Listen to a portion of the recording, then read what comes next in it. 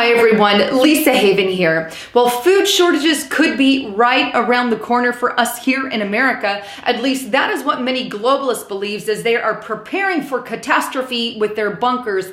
Some moving to New Zealand, some staying here at home, preparing. But I've done multiple reports on this, but I have to give you an update because so many new things are happening right now with the empty shelves in grocery stores and grocery stores going bankrupt. And I'll get into the reasons why in a moment. But here's the thing, America is on very unstable ground right now, and many could possibly die in the future as a result of some kind of food crisis. We've already hit various forms of water crisis.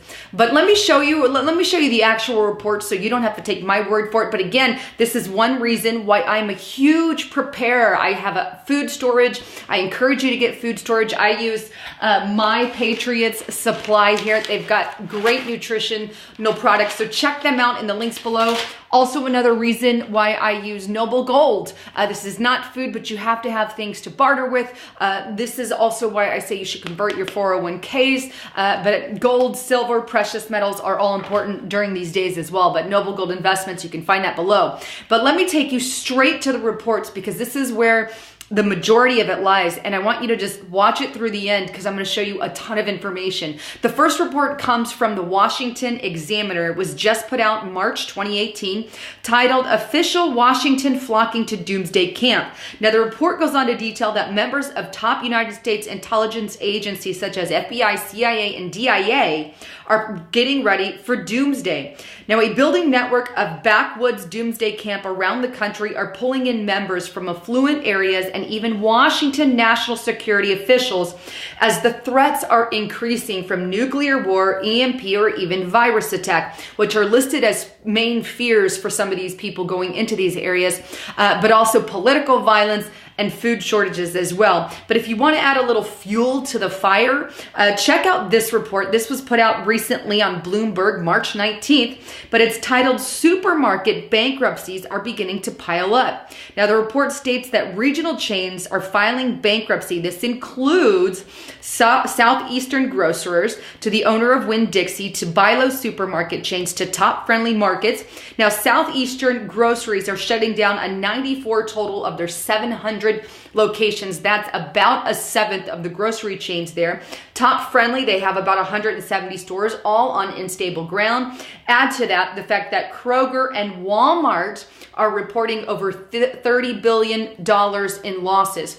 This could wreak havoc on our food structure, increasing food prices, or even less, going to the grocery store and not getting all the things that you need. This is something that we need to keep at the forefront of what's going on. Not only that, but check out this report from early January. This is on Business Insider, but it's entire aisles are empty. Whole Foods employees reveal why stores are facing a crisis of food shortages. Now, this article actually blames the shortages on a newly implemented inventory management system called Order to Shelf, or OTS.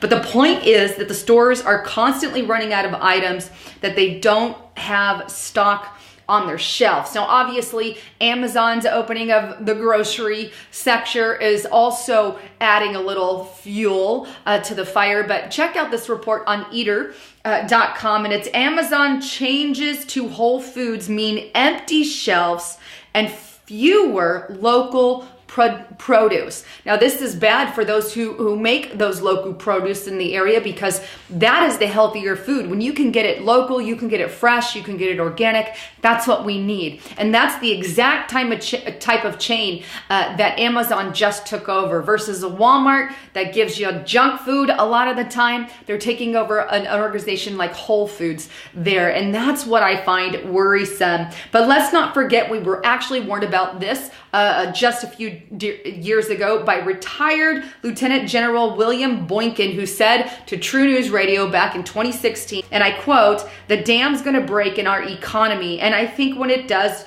there's going to be a major disruption of the distribution of food. And I think that we'll see, particularly in the inner cities, you will see riots, civil unrest that ultimately might justify martial law." But let's not forget about the bee crisis. I've done entire reports on this. There's actually groups, IPBES is a group that monitors some of the things that are going on with the bee population. They have charts, they have graphs, all of this included. But there's even a disorder, the colonial collapse disorder, a disorder that's affecting our pollinators. And if our pollinators continue to die off, well, we're going to have a really big crisis there, because then who's going to pollinate the food? And we could be running into some major issues with our food there as well. But IPBES says that the decline can wreak havoc on our food supply. So something, again, to keep in the back of our minds. But I also have brought up memorandum NSSM. It's called the National Security Study Memorandum. And this memorandum was put out during the Nixon years. Kissinger put it out. I'll toss it up on the screen. But it outlines implications of world population growth and how to deal with the human problem. And if you scroll down to page 83 of the report, it promotes the idea of using war, famine, birth control to limit populations, and even entertains the questions like, quote, should food be considered an instrument of national power? And is the United States prepared to accept food rationing to help people who can't or won't control their population growth? Interesting. That's a scary concept. Imagine having a ration card. These are things that have happened in history. But now you've got rationed food. We're going to make our bodies unhealthy. There's ration. Again, get prepared. My Patriot Supply is below, and so is Noble Gold Investment. It's not a sales tack. If you don't use them, use someone. Just make sure you're getting prepared. But let's not forget this little tidbit. CNA Corporation, a government contractor group, actually did a whole simulation of a food crisis for the years 2020 and between 2030.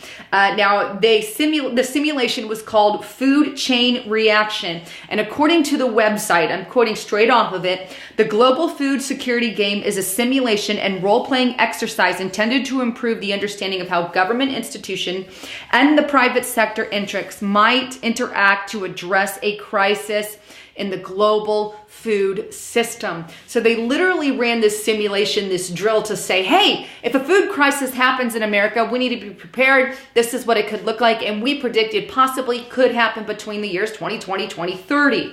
Not to mention, let's go back to executive order, because in the event that something happens and there's some kind of crisis, well, Executive Order 10998 allows the government to take over all our farming, food, resources involved with the food, so it can go under the government banner there. But one last thing that we can't forget is on the website, Daigle, they show America's population being severely decreased.